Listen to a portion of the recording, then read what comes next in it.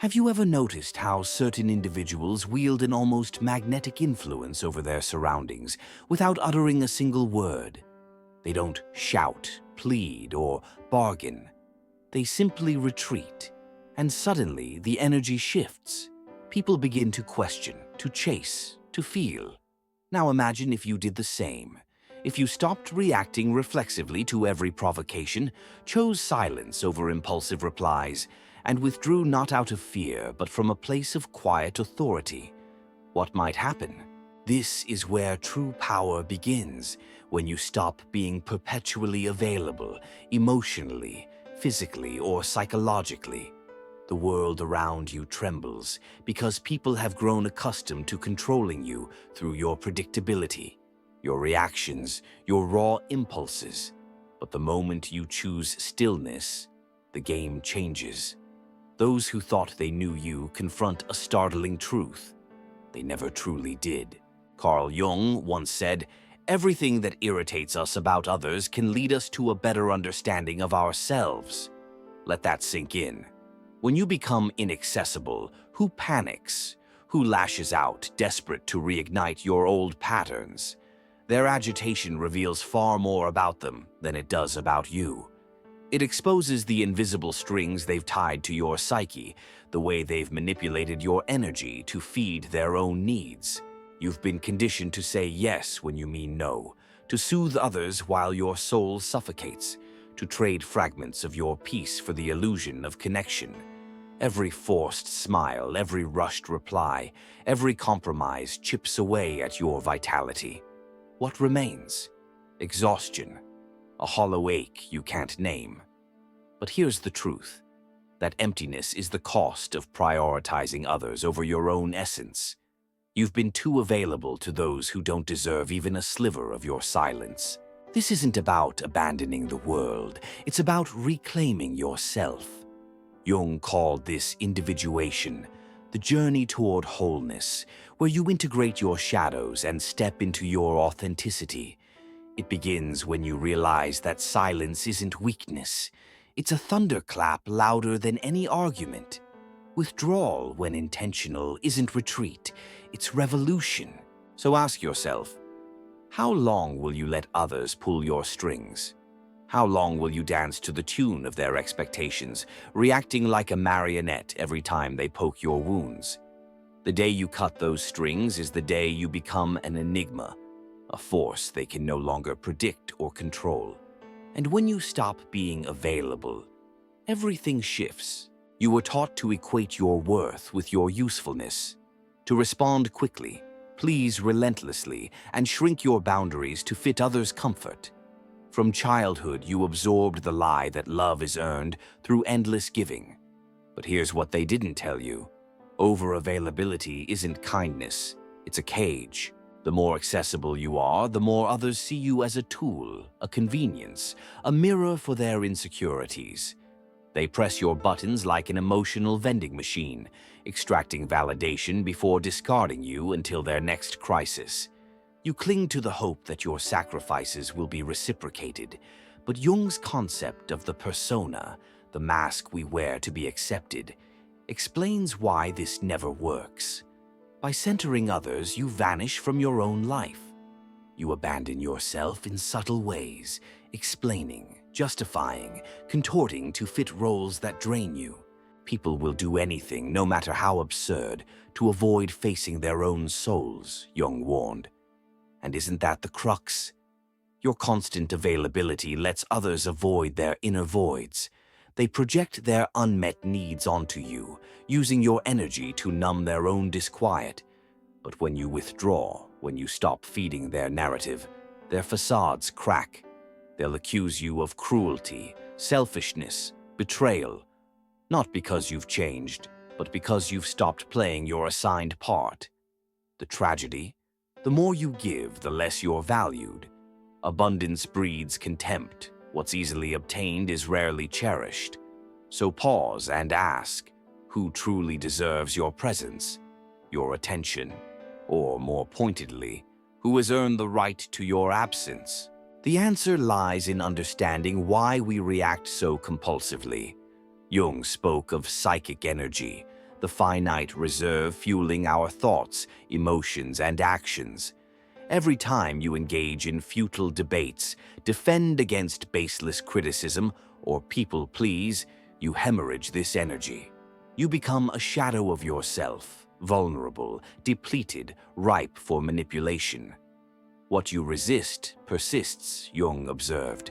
The harder you fight to control external chaos, the more power it holds. But when you conserve your energy, you cultivate a presence that commands respect. You stop feeding the ghosts of past wounds and toxic cycles. Your silence becomes a mirror, forcing others to confront what they've avoided all along. Here's the revelation. Your unavailability doesn't just protect you, it exposes others.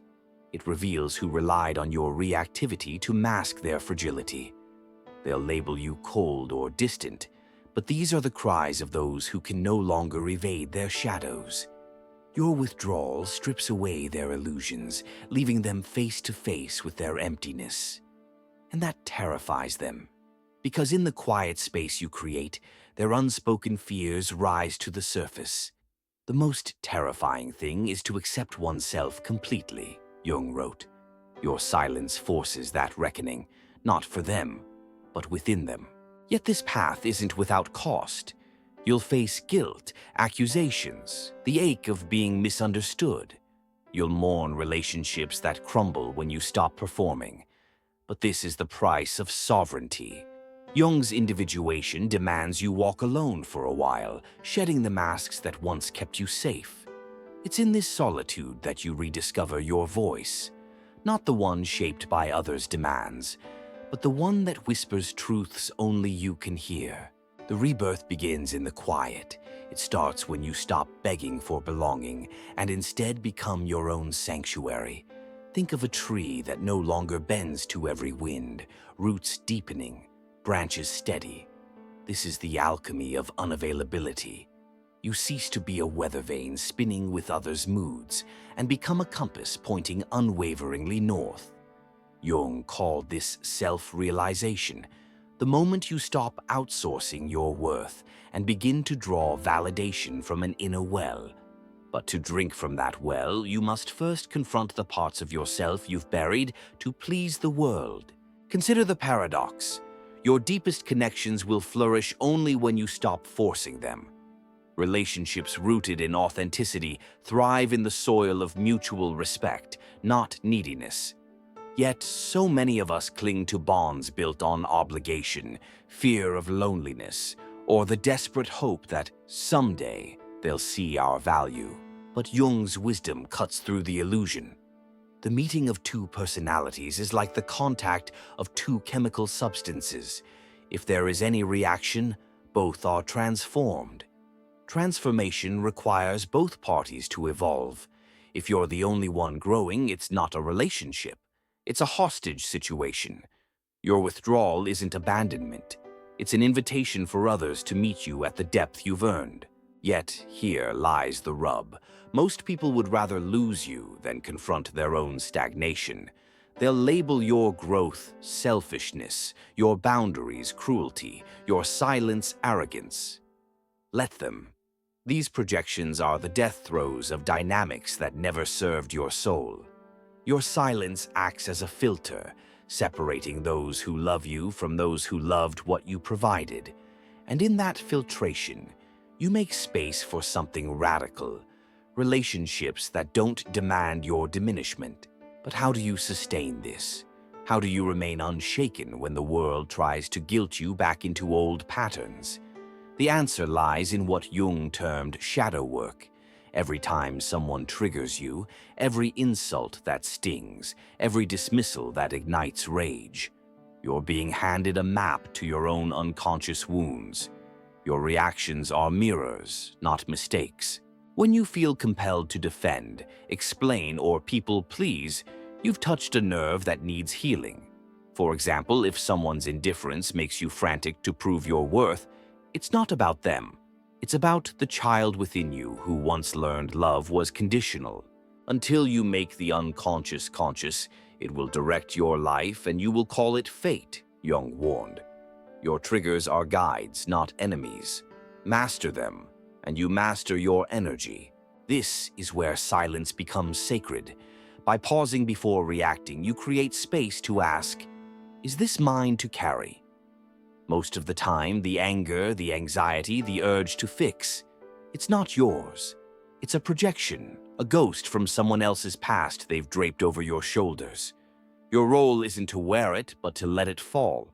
Imagine a friend who texts you in crisis, yet ignores your advice. Old, you would have poured hours into soothing them. New, you recognizes the pattern. They don't want solutions. They want an audience for their suffering. Your silence here isn't heartless, it's merciful. By refusing to enable their stagnation, you force them to confront their own agency. Sometimes the kindest no is the one you never utter aloud. Yet, even as you grow stronger, there will be moments of doubt. Days when the loneliness of sovereignty feels heavier than the chains of conformity. This is where Jung's concept of the collective unconscious offers solace. You are not alone in this journey. Across time and culture, others have walked this path. Artists, mystics, rebels who chose inner truth over outer approval. Their whispers live in you. When the weight of being misunderstood presses down, remember, you're not breaking away from humanity. You're returning to its deepest current. The river doesn't apologize for carving canyons, it simply flows. There's a fierce tenderness in this process. As you shed the persona, you'll rediscover parts of yourself long forgotten, the creative spark you buried to seem responsible, the wildness you muted to be likable. Jung saw this as reuniting with the divine child archetype, the untamed, curious essence that thrives when freed from others' expectations. Nurture that child. Let it play, explore, create without the need for applause. This is how you rebuild, not by chasing wholeness, but by uncovering what was always there.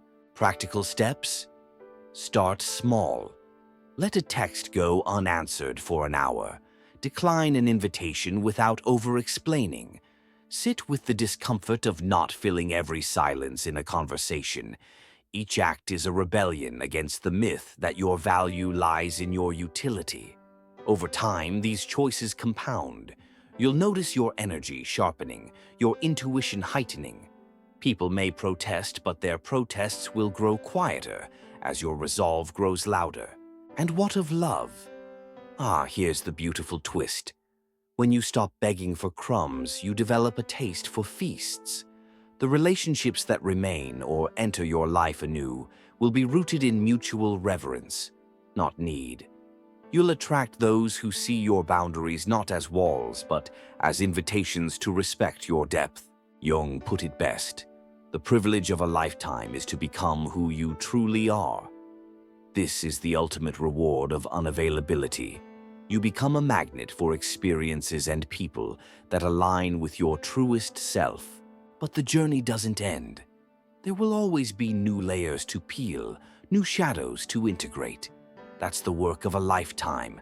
The goal isn't perfection, it's presence.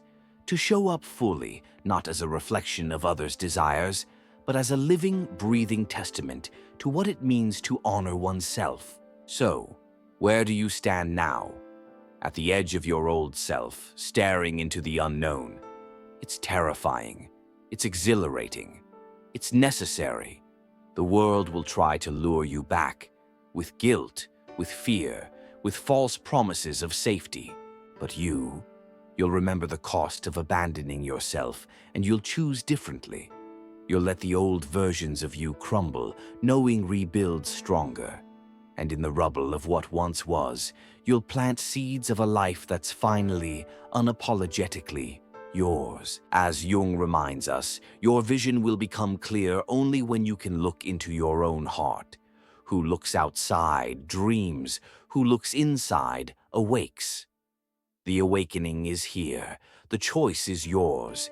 Will you keep sleepwalking, or will you step into the light of your own untamed, unapologetic truth?